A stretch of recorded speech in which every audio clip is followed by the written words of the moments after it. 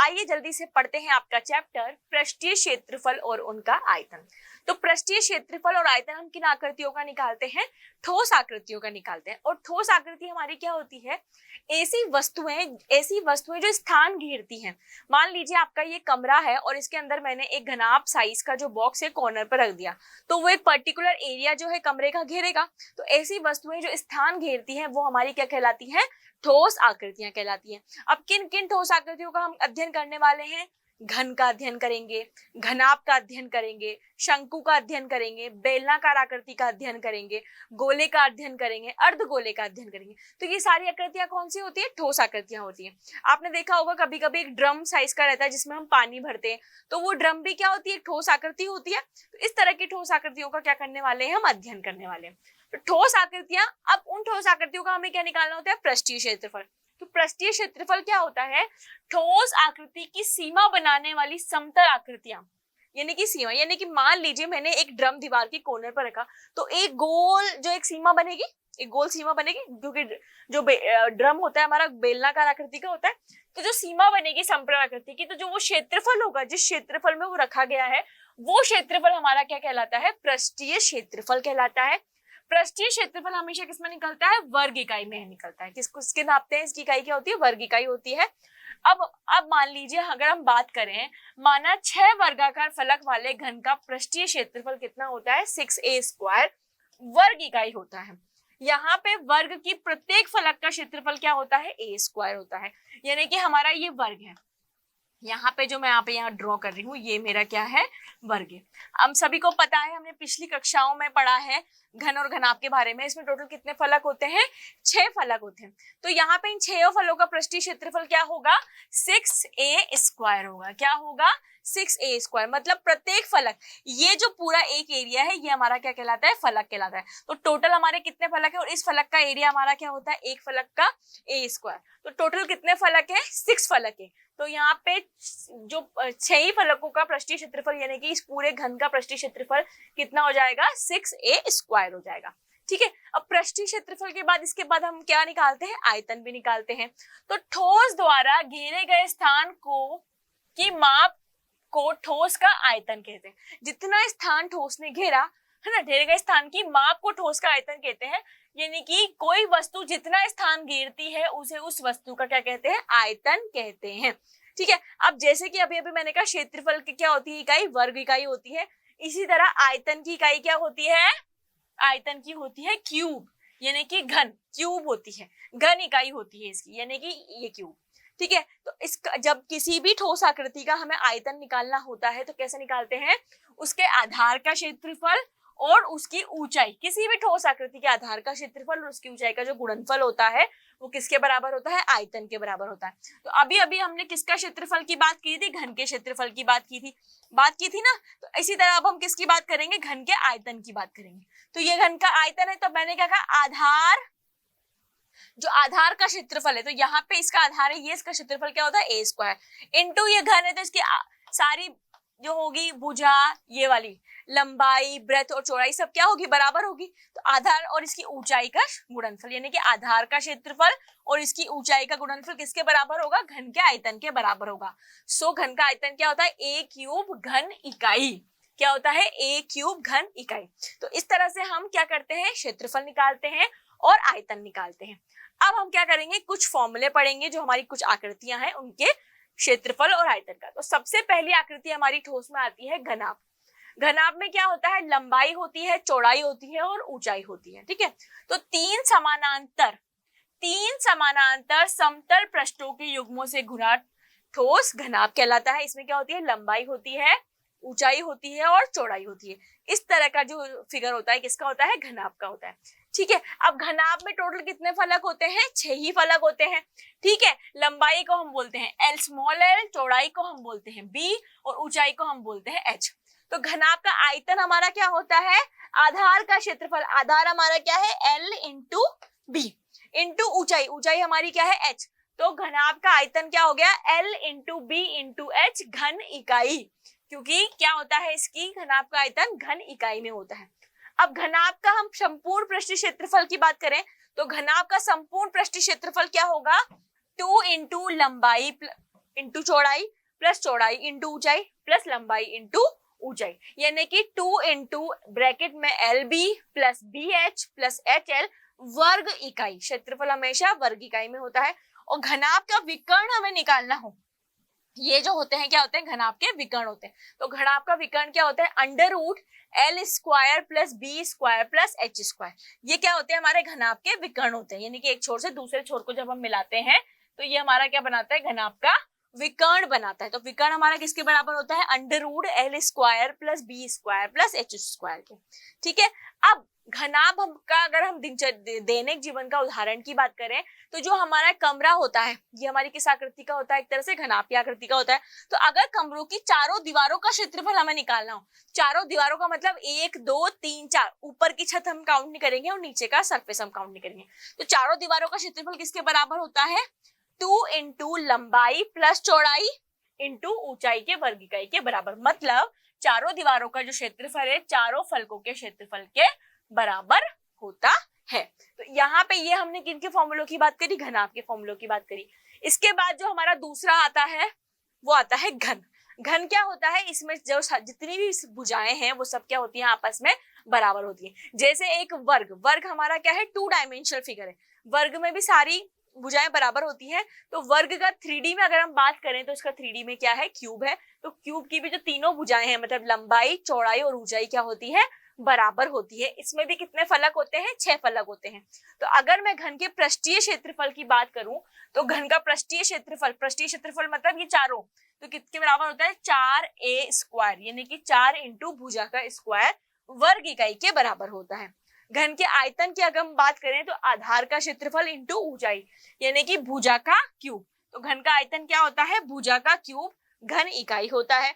घन का संपूर्ण पृष्ठीय क्षेत्रफल यानी कि 6 के 6 फलक का क्षेत्रफल कितना होगा, 6a स्क्वायर के बराबर होगा। किसके बराबर होगा, 6a स्क्वायर, यानी कि 6 इंटू भुजा का स्क्वायर।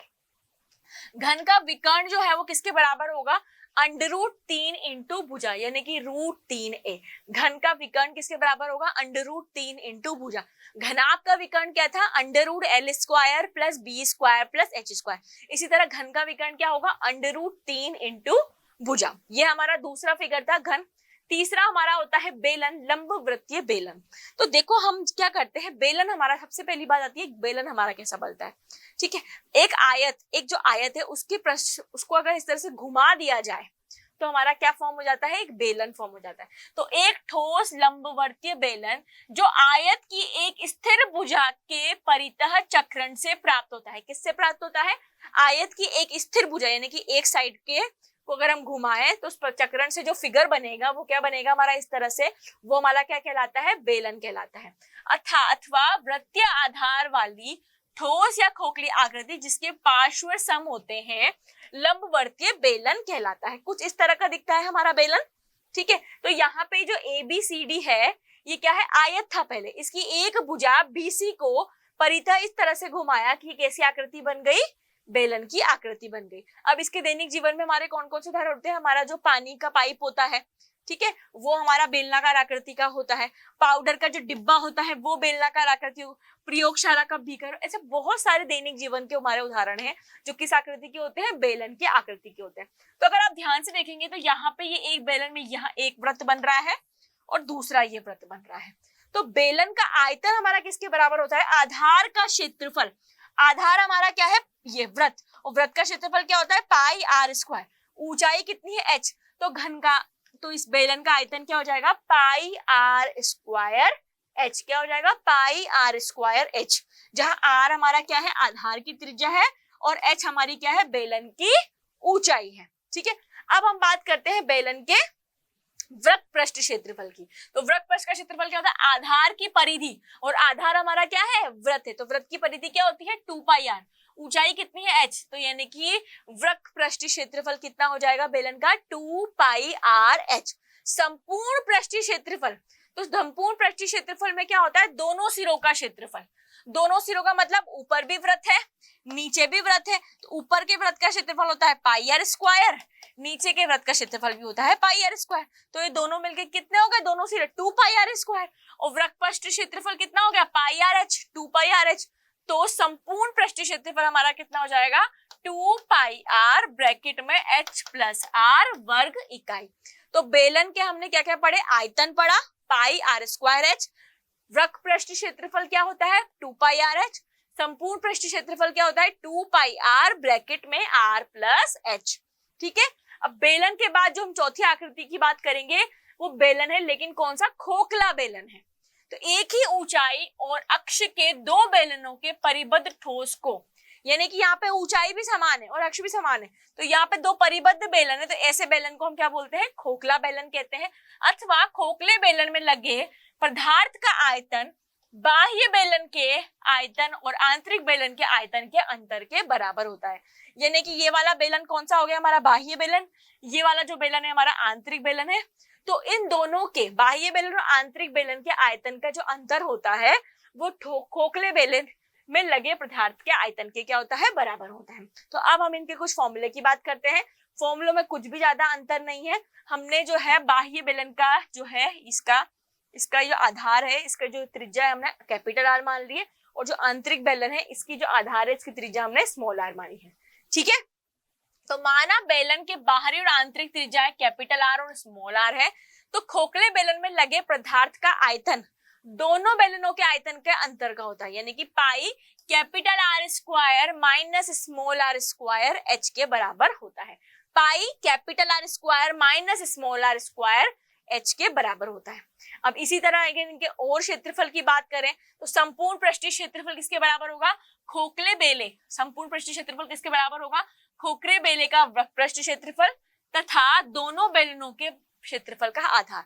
तो खोखले बेलन का वृत्त पृष्ठ क्षेत्रफल अभी अभी हमने पढ़ा 2 pi capital R plus small are H, capital R plus small are H, और 2 pi capital R minus small are का स्क्वायर। तो अगर हम इसको पूरा सॉल्व करेंगे तो क्या आएगा, 2 पाई कॉमन आ गया, capital R plus small R bracket में, फिर bracket H plus R minus R, capital R minus small R वर्ग इकाई।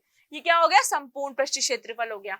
ठीक है, वृत्त पृष्ठ क्षेत्रफल की बात करें तो क्या होगा, 2 pi capital R H plus 2 pi small are H. तो 2 पाई एच कॉमन आ गया, capital R plus small R. इसी तरह बाह्य पृष्ठीय क्षेत्रफल याद करना हो तो 2 pi r small R H plus 2 pi capital r का स्क्वायर माइनस स्मॉल आर का स्क्वायर वर्ग इकाई। तो ये हमने बात करी किसकी, खोखले बेलन की। इसके बाद जो हमारा बहुत इंपॉर्टेंट फिगर आता है वो होता है हमारा गोला। क्या होता है, गोला। किसी अर्धवृत्त को उसके व्यास का अक्ष मानकर, किसी अर्धवृत्त को उसके व्यास यानी कि डायमीटर का अक्ष मानकर उसके चारों ओर घुमाने से जब वो पूरी परिक्रमा कर लेता है तो जो ठोस प्राप्त होता है, ये इस तरह से परिक्रमा कर लिया तो जो ठोस प्राप्त हुआ उसको हम क्या बोलते हैं, गोला कहते हैं। इसको इंग्लिश में क्या बोलते हैं, स्फीयर बोलते हैं। तो अब बात करते हैं हम गोले की त्रिज्या क्या हुई हमारी r, तो गोले का आयतन क्या हुआ 4/3 पाई r क्यूब। गोले का आयतन क्या हुआ 4/3 पाई r क्यूब। कैपिटल आर बाहरी त्रिज्या होती है, स्मॉल आर क्या होती है, आंतरिक त्रिज्या होती है। ठीक है, तो गोले का पृष्ठीय क्षेत्रफल क्या होता है, 4 पाई r स्क्वायर। खोखले गोले का आयतन क्या होता है 4/3 pi capital R cube minus small R cube. ठीक है, गोला पढ़ लिया। अब इसके बाद करते हैं, गोले को हमने आधा कर दिया तो क्या हो जाता है, अर्धगोला हो जाता है। ये हमारा होता है इस तरह से, ये जो r है इसकी त्रिज्या होगी तो ये जो त्रिज्या होगी और ये हाइट ये क्या होगी, बराबर होगी। ये बात ध्यान रखना, अर्धगोले में ये त्रिज्या और ये आपस में क्या होते हैं, बराबर होते हैं। तो किसी समतल में उसके केंद्र से होकर जाने वाले बिंदु पर बने हुए गोले को बराबर भागों में जब हम विभाजित करते हैं तो प्रत्येक भाग क्या कहलाता है, अर्धगोला कहलाता है। अर्धगोले की त्रिज्या क्या होती है, r होती है। तो अर्धगोले का आयतन क्या हो जाएगा 2/3 पाई r क्यूब। पूरे गोले का आयतन क्या होता है 4/3 पाई r क्यूब। तो अर्धगोले का कितना हो गया 2/3 पाई r क्यूब। अर्धगोले का वृत्त पृष्ठीय क्षेत्रफल क्या होता है 2 पाई r स्क्वायर। अर्धगोले का संपूर्ण पृष्ठीय क्षेत्रफल क्या होता है 2 पाई r square plus pi r square मतलब 3 पाई r स्क्वायर वर्ग इकाई होता है। ये हमने बात कर ली अर्धगोले की। अब हम बात करते हैं शंकु की। बहुत सारी जगह हमने देखा होगा ये टेंट शंकु की आकृति के होते हैं। आइसक्रीम का जो हम कोन खाते हैं वो शंकु की आकृति का होता है। अगर हम सर्कस में घूमने गए होंगे तो ऊपर का जो टॉप होता है वो हमारा शंकु की आकृति का होता है। बर्थडे पार्टी की जो कैप्स होती हैं वो सब किसकी आकृति की होती है, शंकु की आकृति की होती है। तो लंबवृत्तीय ठोस शंकु, लंबवृत्तीय ठोस जिसका आधार क्या होता है, वृत्ताकार होता है, तथा समकोणीय त्रिभुज की समकोण वाली भुजा, समकोण त्रिभुज की समकोण वाली भुजा को आधार या लंब के परितः घुमाने पर जो आकृति प्राप्त होती है वो कौन सी होती है, शंकु की होती है। तो यहाँ पे ये हमारी क्या हो गई, त्रिज्या, ये हमारी शंकु की क्या हो गई, ऊंचाई, और ये जो एक हाइट बनी कोने जो आधार को मिलाते हैं ये हमारी कहलाती है तिर्यक ऊंचाई। इसको हम किससे प्रदर्शित करते हैं, स्मॉल एल से। शंकु की ऊंचाई को हम h से प्रदर्शित करते हैं, त्रिज्या को r से। समकोण त्रिभुज AOB में AO के परितः घुमाने पर जो आकृति बनी वो क्या बनी, शंकु। तो शंकु की तिर्यक ऊंचाई क्या होती है, L होती है, जिसका मान हम कैसे निकालते हैं, √r² प्लस h² से निकालते हैं।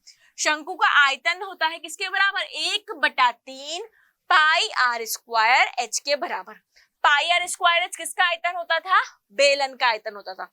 तो बेलन के आयतन का 1/3 भाग किसका आयतन हो गया, शंकु का आयतन हो गया। शंकु का वृत्त पृष्ठ क्षेत्रफल होता है पाई RL, संपूर्ण पृष्ठ क्षेत्रफल होता है पाई RL प्लस पाई r², मतलब पाई r ब्रैकेट में L प्लस R। तो ये हमारे शंकु का संपूर्ण पृष्ठ क्षेत्रफल हो गया, वृत्त पृष्ठ क्षेत्रफल हो गया और शंकु का आयतन हो गया। अब जो बेसिक हमारा अध्याय है वो क्या कहता है, संयुक्त ठोसों का संपूर्ण क्षेत्रफल और आयतन। संयुक्त मतलब दो ठोस आकृतियां, किन्हीं भी दो ठोस आकृतियों के संयोजन से, यानी कि उनको जोड़ने से जो एक नई ठोस आकृति बनती है उसका क्षेत्रफल और आयतन निकालना। अब जैसे कि कैसे, मान लीजिए हम सर्कस देखने जाते हैं, तो अगर आपने ध्यान दिया होगा सर्कस का जो टेंट होता है वो ऊपर से तो किस आकार का होता है, शंकु के आकार का, और नीचे से कैसा होता है, बेलनाकार होता है। तो यानी कि शंकु और बेलन के संयोजन से तो जो आकृति बनती है वो हमारा क्या होता है, शंकु सर्कस का टेंट होता है। तो ऐसी बहुत सारी आकृतियां होती हैं, ठोस आकृतियां, जिनको मिलाने से एक नई आकृति बनती है। तो उन आकृतियों का हमें क्या निकालना सीखना है, क्षेत्रफल और आयतन। तो कितने प्रकार के प्रश्न बन सकते हैं और कैसे प्रश्न बनते हैं वो करते हैं। तो सबसे पहला प्रकार, जब दो या दो से अधिक समान आकृति, हम तो क्या कह रहे थे, एक तो शंकु और एक बेलन को मिलाया था, समान आकृतियों को मिलाकर भी जब एक ठोस आकृति बनती है तो उसका कैसे निकालते हैं। अब देखो प्रश्न से करते हैं इसको। 5 सेंटीमीटर भुजा वाले 3 घन। अब देखो यहाँ पे कितने घन है, 3 घन है। अब आप सभी को पता है कि घन जो होता है इसकी सारी भुजाएं क्या होती हैं, आपस में बराबर होती हैं। तो यहाँ पे ये एक 5 सेंटीमीटर वाला घन है, कितने घन है टोटल, 3 घन है। ये मैंने एक घन बनाया, ध्यान देना सभी लोग, ये मैंने बनाया दूसरा घन, इन सबकी भुजा क्या है, 5 सेंटीमीटर है, और मैंने ये बना दिया तीसरा घन। कितने घन बनाने हैं मुझे, टोटल 3 घन बनाने हैं, ठीक है। इन तीनों घनों की जो ये है 5 सेंटीमीटर इनकी भुजा, अब इन तीनों को आपस में क्या करना है, मिलाना है, परस्पर सिरे से सिरे जोड़कर, मतलब आपस में इनको सटीकना है। तो इस प्रकार प्राप्त घनाभ, जब इन तीनों को अपन जोड़ देंगे तो क्या बनेगा, घनाभ बनेगा। तो उसका पृष्ठीय क्षेत्रफल अपन को ज्ञात करना है। अब जब इन तीनों को आप जोड़ोगे तो कैसी आकृति बनेगी, ऐसी आकृति बनेगी। ये देखो इधर, पहला घन, दूसरा घन, तीसरा घन, इन दोनों को सिरों से परस्पर जोड़ दिया तो क्या बन गया, हमारा घनाभ बन गया। अब इस वाले घन की भुजा भी 5 थी, इस वाले घन की भुजा भी 5 थी, इस वाले घन की भुजा भी 5, तो ये पूरा घनाभ बन गया। तो ये इसकी क्या हो गई, लंबाई। तो 5 + 5 + 5 कितनी हो गई लंबाई, 15 सेंटीमीटर। पर ऊंचाई तो वही सेम रही, कितनी, 5, चौड़ाई भी वही सेम रही, 5। तो ऐसे जब घन के सिरों को आपस में जोड़ा तो एक नई आकृति बनी, घनाभ। तो अब हमें क्या निकालना है, घनाभ की लंबाई हमारी कितनी हो गई, 15 सेंटीमीटर। घनाभ की जो ऊंचाई है वो हमारी कितनी हो गई, 5 सेंटीमीटर, और घनाभ की जो चौड़ाई है वो भी कितनी है, 5 सेंटीमीटर। अब हमें क्या करना है, इसका पृष्ठीय क्षेत्रफल निकालना है। तो आप लिखेंगे घनाभ का पृष्ठीय क्षेत्रफल। अभी अभी हमने पढ़ा है घनाभ का पृष्ठीय क्षेत्रफल का सूत्र 2 × LB + BH + HL होता है। तो 2 × L हमारा है 15 × 5 + B × H, यानी कि 5 × 5 + H × L, ठीक है। 15 पंजे कितना होता है, 75, 5 5 25 और 15 पंजे 75। 75 प्लस 25 हमारा होता है 100 और 100 प्लस 25, सॉरी ये भी 75 होगा ना। 75 प्लस 75 150 और 150 में 25 जोड़ा तो 125, 175, ठीक है। और 175 को जब आप 2 से गुणा करोगे तो 2 पंजे 10, 7 दूनी 14 और 1 15, 2 1 कम 2 और 1 3, 350 क्या आएगा सेंटीमीटर स्क्वायर, क्योंकि क्षेत्रफल हमारा क्या होता है वर्ग इकाई होता है। तो सेंटीमीटर में दिया हुआ है तो पृष्ठीय क्षेत्रफल क्या होगा 350 सेंटीमीटर स्क्वायर। तो यहाँ पे तीनों आकृतियों को जोड़कर जो एक आकृति बनी वो कौन सी बनी, घराव बनी। तो एक प्रकार का प्रश्न ये होता है। अब दूसरा करते हैं, दूसरा प्रकार, जब गोला या अर्धगोला, गोला भी हो सकता है अर्धगोला, तथा घन का संयोजन किया जाए। एक तो गोला लिया और एक क्या लिया हमने, घन लिया। जब इनका संयोजन किया जाए तब कोई जो नई आकृति बनती है तो उनका निकालना या तो क्षेत्रफल या आयतन, ठीक है। सजावट में के लिए प्रयोग होने वाले ब्लॉक 2 ठोसों से मिलकर बना है। कौन कौन से, एक घन है तथा दूसरा अर्धगोला है, ठीक है। एक हमारा क्या है, एक इस तरह से हमारा घन है, ठीक है। मैं आपको पहले रॉ फिगर बना के दिखा रही हूँ, ये हमारा घन हो गया, ठीक है, जिसका आधार 5 सेंटीमीटर का, यानी कि जो घन है ये कितने सेंटीमीटर की भुजा है, 5 सेंटीमीटर, ठीक है। तथा उसके ऊपर अर्धगोला, अब अर्धगोला इस तरह से रखा हुआ होगा, ठीक है, उसके ऊपर अर्धगोला जिसका व्यास यानी कि ये डायमीटर कितना है 5.2 सेंटीमीटर है। इस ब्लॉक का संपूर्ण पृष्ठीय क्षेत्रफल, अब जो हमारा नया ठोस बना वो इस आकृति होगा, इस आकृति का होगा, उसको संपूर्ण पृष्ठीय क्षेत्रफल आपको निकालना है। तो जो हमारी आकृति बनी वो किस तरह की होगी, कुछ इस तरह की होगी, बिल्कुल। अब हमें पता है घन है, तो घन की सारी भुजाएं क्या होती है, बराबर होती है। दूसरा हमारा ये क्या है, अर्धगोला है, तो अर्धगोले का व्यास आपको कितना दे रखा है, 4.2 सेंटीमीटर। कितना दे रखा है,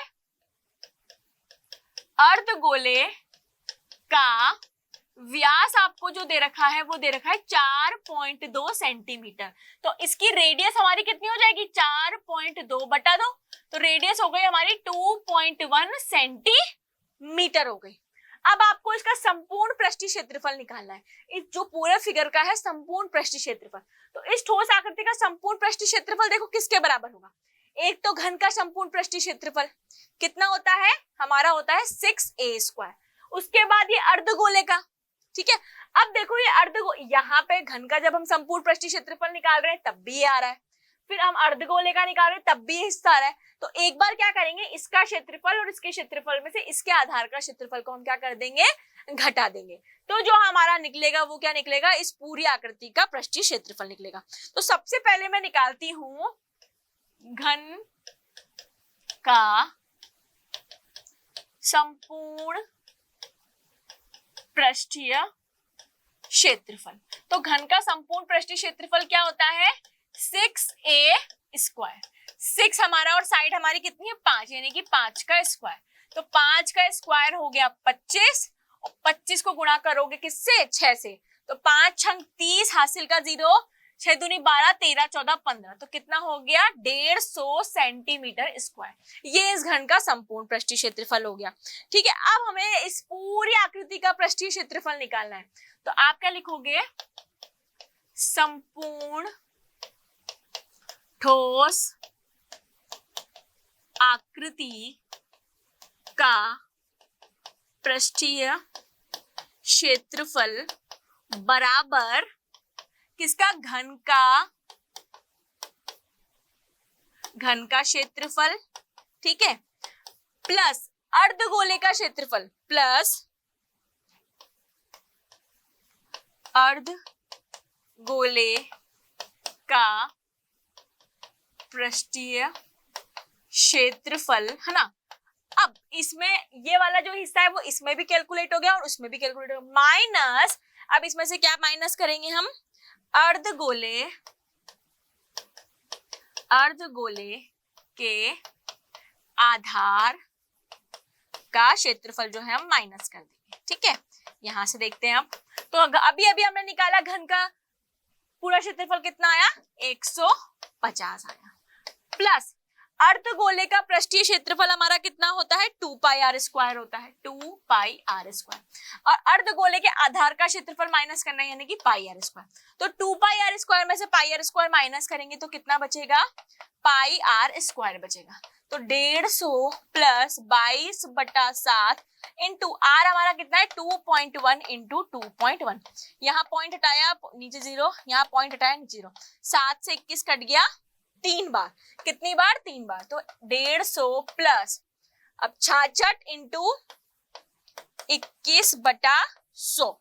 ठीक है, अब आप इन सबको जोड़ोगे घटाओगे तो कितना आएगा, 150 प्लस 13.86, इनको आपस में जोड़ दो, 3 163.86 कितने में, सेंटीमीटर स्क्वायर। तो इस पूरी आकृति का जो क्षेत्रफल है कितना आया, 163.86 सेंटीमीटर स्क्वायर। इस पूरी आकृति का क्या आ गया, क्षेत्रफल आ गया। ठीक है, अब अगला हम करते हैं तीसरे प्रकार का। जब एक बेलन तथा गोला या अर्धगोला तथा क्या घन या घनाभ का जब संयोजन किया जाता है, तो देखो किस किस का, एक तो बेलनाकार आकृति हो गई, तो एक बेलनाकार ठोस जिसके दोनों सिरे अर्धगोले के आकार के हैं। बेलनाकार ठोस जिसके दोनों सिरे, यानी कि ऊपर का सिरा और नीचे का सिरा, यानी कि एक बेलनाकार ठोस ये हो गया, ऊपर का सिरा भी अर्धगोला है और नीचे का सिरा भी अर्धगोला है, कुछ इस तरह से होगा, है ना। इस आकार की संपूर्ण लंबाई, ये पूरी लंबाई जो है वो कितनी बोल रहा है, 104 सेंटीमीटर है, तथा दोनों सिरों में प्रत्येक अर्धगोले की त्रिज्या, यानी कि ये अर्धगोले की त्रिज्या ये आर है, तो ये भी आर है, यानी आर ये कितनी है, 7 है। अभी अभी हमने पढ़ा था ये 7 है तो ये भी बराबर होती है 7, तो ये भी कितनी हो जाएगी, 7। ठीक है, ये भी आर है तो ये भी 7 हो गया और ये भी 7 हो गया। अब देखो यहां से ये ऊंचाई हमारी कितनी है, 7 है, यहां से ये ऊंचाई हमारी कितनी है, 7 है, तो 7 और 7 कितना हो गया, 14। तो 104 में से जब 14 माइनस करोगे तो क्या इस बेलनाकार आकृति की ऊंचाई नहीं निकल जाएगी, कितनी निकल जाएगी, बेलनाकार आकृति की ऊंचाई 90। ठीक है, तो अब हमारे पास क्या क्या है, एक तो अर्धगोला है, अर्धगोले की त्रिज्या हमारी कितनी है, 7। ठीक है, बेलन है तो बेलन के आधार की त्रिज्या तो क्या है, 7 है, और बेलन की जो ऊंचाई है वो कितनी है, h, यानी कि 90। ठीक है, तो जो फाइनल हमारा चित्र होगा वो इस तरह का होगा, देखो किस तरह का होगा, इस तरह का होगा। तो अब हमें क्या निकालना है, ठोस बेलनाकार आकृति, ये जो पूरी आकृति है इसका क्या निकालना है, वो तो हमने पढ़ा ही नहीं। चलो देखते हैं। तो 2 रुपए प्रति डेमी स्क्वायर की दर से इसके पृष्ठ को पॉलिश करने का खर्चा। तो अपन को क्या निकालना है, इसकी पृष्ठ को 2 रुपए प्रति डेमी स्क्वायर की दर से अगर अपन इस पे पॉलिश करेंगे तो उसका खर्चा। तो अपन को क्या निकालना है, इसका संपूर्ण पृष्ठीय क्षेत्रफल निकालना है। तो सबसे पहले अपन क्या निकालेंगे, बेलनाकार आकृति का निकालते हैं। हम इस बेलनाकार आकृति का क्या निकालेंगे, बेलनाकार आकृति की ऊंचाई, बेलनाकार आकृति की ऊंचाई हमारी क्या होती है, h। अब संपूर्ण आकृति की ऊंचाई है 104, इधर का 7 और इधर का 7 -14, तो ऊंचाई हमारी कितनी निकल गई, 90। ऊंचाई हमारी कितनी निकल गई, 90। अब हमारे पास त्रिज्या कितनी दे रखी है, 7 सेंटीमीटर आपको क्या दे रखी है, त्रिज्या दे रखी है। ठीक है, अब हमारे पास कितने अर्धगोले हैं, 2 अर्धगोले, 2 अर्धगोले, कितने अर्धगोले, 2 अर्धगोले। तो दोनों अर्धगोलों का क्या निकालना है, पृष्ठीय क्षेत्रफल, प्लस हमें बेलन का पृष्ठीय क्षेत्रफल निकालना है। तो हमारे पास क्या होता है, संपूर्ण आकृति का क्या निकल जाएगा, पृष्ठीय क्षेत्रफल निकल जाएगा। ठीक है, तो आप लिखेंगे संपूर्ण आकृति का पृष्ठीय क्षेत्रफल बराबर 2 अर्धगोले हैं तो 2 अर्धगोले का पृष्ठीय क्षेत्रफल प्लस बेलनाकार आकृति का पृष्ठीय क्षेत्रफल। तो अर्धगोले का पृष्ठीय क्षेत्रफल कितना हो गया, 2 पाई आर स्क्वायर प्लस ये क्या हो जाएगा, 2 पाई आर एच। अब हम क्या कर लेंगे, इस पूरी इक्वेशन में से 2 पाई आर कॉमन ले लेंगे तो यहाँ कितना बचेगा, 2 आर, सॉरी 2, हाँ, तो क्या बचेगा, 2 आर प्लस h। ठीक है, पाई की वैल्यू हमें कितनी ले, 2 इंटू 22/7। r हमारा कितना है, 7 है, 2 इंटू 7 प्लस ऊंचाई हमारी कितनी है बेलन की, 90। इस 7 से 7 कट गया, 2 इंटू 2 44, 14 प्लस 90, तो 44 इंटू कितना आया, 104। 44 इंटू 104, तो 44 इंटू 104 करेंगे तो कितना आएगा, 4576 सेंटीमीटर स्क्वायर। ये इस संपूर्ण आकृति का क्या आ गया, क्षेत्रफल आ गया। अब आपको क्या रहेगा, 2 रुपए प्रति डेमी स्क्वायर, आपको क्या दे रखा है, 2 रुपए प्रति डेमी स्क्वायर की दर से इसको पॉलिश करने का खर्च। तो आप लिखेंगे 2 रुपए प्रति डेमी स्क्वायर की दर से पॉलिश पर खर्च। तो हमारा क्षेत्रफल कितना आया है, देखो कितना आया, 4576 इंटू 2। अब ये डेमी स्क्वायर है, आपको नहीं पता है तो लिख दो 1 डेमी स्क्वायर बराबर होता है 100 सेंटीमीटर स्क्वायर के। तो इसको किससे डिवाइड कर देंगे, इसको डिवाइड कर देंगे 100 से। तो 2 छिंग 12, 14 और 1 15, 11 9। तो यहाँ पे कितना हो जाएगा, कितने रुपए का खर्चा आएगा, 91.52 रुपए का खर्चा आएगा। 91.52 रुपीज का क्या आ जाएगा, आपका खर्च आ जाएगा। तो अगर आपसे क्षेत्रफल निकालने को पूछे, आयतन निकालने को पूछे, तो अगर आपको सही फॉर्मूले पता है और आकृतियों का संपूर्ण संयोजन आपको ठीक से आता है तो आप कोई भी प्रश्न आराम से कर सकते हो। ठीक है, अब आखिरी प्रकार का जो प्रश्न है वो देखते हैं हम। एक शंकु और गोला या अर्धगोला या बेलन का संयोजन। तो एक फिगर तो हमारा क्या हो गया, शंकु हो गया, दूसरा में कुछ भी हो सकता है। तो देखो एक लकड़ी का खिलौना रॉकेट, जो लकड़ी का खिलौना रॉकेट है शंकु के आकार का है, जो बेलन पर अध्यारोपित है। किस तरह से, मान लीजिए ये एक बेलन है, ठीक है, उस पे कोई शंकु की आकृति का ये अध्यारोपित। इसी तरह का होता है हमारा रॉकेट, कुछ इस तरह का है ना। अब देखो रॉकेट की जो ऊंचाई है वो कितनी है, 24 सेंटीमीटर है। तो ये जो रॉकेट बना है इसकी पूरी ऊंचाई आपको कितनी दे रखी है, 24 सेंटीमीटर दे रखी है। जबकि शंकाकार भाग की जो ऊंचाई है वो 4 है। तो ये जो शंकाकार भाग है ना, इसकी जो ये ऊंचाई है ना, ये कितनी है, 4 है। तो इस 24 में से अगर मैं ये 4 हटा दूं तो मेरी इस बेलन की ऊंचाई निकल जाएगी, कितनी निकल गई, बेलन की ऊंचाई मेरी 20, कितना, 20 सेंटीमीटर। ठीक है, आगे चलते हैं।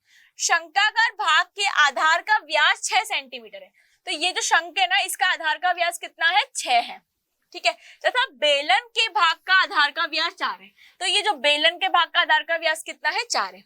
यदि शंकाकार भाग पर नारंगी रंग किया जाए, यानी कि इस पर कौन सा कलर करना है अपन को, ऑरेंज कलर करना है। कौन सा कलर करना है, ऑरेंज कलर करना है। चलो हमारे पास नहीं है, यहाँ हमें ऑरेंज कलर करना है। ठीक है, तथा बेलनाकार भाग पे यहाँ हमें कौन सा कलर करना है, येलो कलर करना है। कौन सा, येलो। तो प्रत्येक रंग द्वारा रॉकेट पर रंगे जाने वाले भाग का क्षेत्रफल निकाल लिए। तो कुछ भी नहीं, आपको पूरा एक्चुअली क्षेत्रफल ही निकालना है, इसका अलग क्षेत्रफल, इसका अलग, घुमाने के लिए पूछा। और पाई की वैल्यू आपको कितनी लेनी है, 3.14 लेनी। तो आपका जो पूरा फाइनल फिगर है वो किस तरह का दिखेगा, कुछ इस तरह का। अब यहाँ पे ध्यान से देखिए, जो आपका बेलन है उसका आधार का व्यास कितना है, 4 सेंटीमीटर है, और जो आपका शंकु है उसके आधार का व्यास कितना है, 6 सेंटीमीटर। तो सबसे पहले तो हम शंकु के लिए लिखते हैं। तो शंकु के लिए हमारी जो ऊंचाई है वो कितनी है, 4 है। ठीक है, और उसकी जो त्रिज्या है यानी कि R1 वो हमारी कितनी है, त्रिज्या। अब देखो इस शंकु का जो व्यास है वो 6 है, तो इसकी त्रिज्या हमारी क्या हो जाएगी, 6/2 यानी कि 3 सेंटीमीटर। यहां तक बात क्लियर। अब बात करते हैं बेलनाकार आकृति की। शंकु की आकृति की बात होगी, बेलनाकार आकृति की, है ना। इसमें बात करते हैं हम ऊंचाई की। तो बेलनाकार आकृति की ऊंचाई, इस पूरे रॉकेट की ऊंचाई कितनी है, 24 माइनस शंकु की ऊंचाई कर देंगे तो बेलनाकार आकृति की ऊंचाई कितनी निकल गई, 20 सेंटीमीटर। अब बेलन के आधार का व्यास कितना है, 4, तो इसकी त्रिज्या यानी कि स्मॉल r2 कितनी हो जाएगी, 4/2 यानी कि 2 सेंटीमीटर हो जाएगी। जो जो हमें दिया हुआ था वो सब हमने लिख लिया। अब हम बात करते हैं नारंगी रंग से किए जाने वाले भाग का क्षेत्रफल। ठीक है, तो नारंगी रंग से हमारा कौन सा भाग किया जाने वाला है शंकु? तो नारंगी रंग से किए जाने वाले भाग का क्षेत्रफल। और नारंगी रंग से हमारा कौन सा भाग हो रहा है? नारंगी रंग से हमारा शंकु हो रहा है, तो इसका क्षेत्रफल हमारा क्या हो जाएगा? पाई r1l। क्या है हमारा? ये शंकु है, तो इसका जो पृष्ठीय क्षेत्रफल है वो कितना है? पाई rl। तो हमारी r क्या है? r1, तो हमने लिखा पाई rl प्लस इसका जो ये जो व्यास है ये कितना हो जाएगा? पाई r1 का स्क्वायर प्लस पाई r1 का स्क्वायर, क्योंकि आधार का भी तो क्षेत्रफल निकालेंगे, पाई r1 का स्क्वायर माइनस इसके अंदर कौन सा भाग आ रहा है? ये बेलन का। देखो इस पूरे व्यास के अंदर ये वाला व्यास भी तो आ रहा है ना, बेलन के आधार का व्यास, तो इसको हम माइनस कर देंगे, तो पाई r2 स्क्वायर। ये चीज आप ना भूलें। तो नारंगी रंग से किए जाने वाले भाग का क्षेत्रफल क्या होगा? पाई r1l प्लस पाई r1 का स्क्वायर माइनस इसके अंदर ये जो भाग आ रहा है। अब l हमारी क्या होती है? तिर्यक ऊंचाई ये होती है, तो हमारे पास l तो है ही नहीं, तो तिर्यक ऊंचाई अपन कैसे निकालेंगे? देखो l का फॉर्मूला मैंने पढ़ाया था, l बराबर क्या होता है? Under root r square plus h square. तो अंडर रूट r हमारा कितना है? 3 का स्क्वायर 9, h हमारा है 4 का स्क्वायर 16, तो ये कितना हो गया? अंडर रूट 25 यानी कि 5 सेंटीमीटर। तो हमारी तिर्यक ऊंचाई कितनी आ गई? l 5 centimetre. तो यहाँ लिखो तिर्यक ऊंचाई l बराबर 5 सेंटीमीटर। अब पाई पूरी इक्वेशन में से कॉमन आएगा, r1 हमारा है 3, l हमारा है 5, r1 का स्क्वायर 3 का स्क्वायर 9 और r2 का स्क्वायर है 2, 2 का स्क्वायर 4, तो ये कितना हो गया? 3.14। 15 प्लस 9 माइनस 4, 9 माइनस 4 5, 15 प्लस 5 हो गया 20, तो 3.14 इंटू 20। तो 3.14 को 20 से गुणा करोगे तो आपका जो आंसर आएगा 62.8 सेंटीमीटर स्क्वायर। ये किसका आ गया? जो भाग नारंगी कलर से हो रहा है। अब हमें किसका निकालना है? जो पीले रंग से होने वाला है। तो पीले रंग से किए जाने वाले भाग का क्षेत्रफल, पीले रंग किए जाने वाले भाग का क्षेत्रफल। अब पीले रंग से कौन सा भाग किया जाने वाला है? ये वाला, तो ये हमारा क्या है? बेलन, तो इसका क्षेत्रफल क्या हो जाएगा? 2 पाई r2h प्लस, अब इसमें ये वाला भाग भी आ रहा है, पाई r2h स्क्वायर। ठीक है, अब हमारा पाई हम कॉमन ले लेते हैं, पाई, तो क्या हो जाएगा? 2 r2h plus r2 square h, 3.14 2, r2 हमारा कितना है? 2, h हमारा है 20 प्लस 4, तो 3.14 4 इंटू 20 प्लस 4, तो 3.14 इंटू कितना हो गया? 84। तो 3.14 को 84 से गुणा करेंगे तो कितना आ जाएगा? 3.363.76 सेंटीमीटर स्क्वायर। तो इस तरह से हमारी संपूर्ण आकृति का क्या आ गया? क्षेत्रफल आ गया। तो अब आपको किसी भी तरह की कोई भी आकृति दी जाए या उनका संयोजन दिया जाए तो आप आराम से उनका आयतन भी निकाल सकते हो और पृष्ठीय क्षेत्रफल भी निकाल सकते हो, बस शर्त है आपको सारे फॉर्मूले अच्छे से लर्न हो। ठीक है।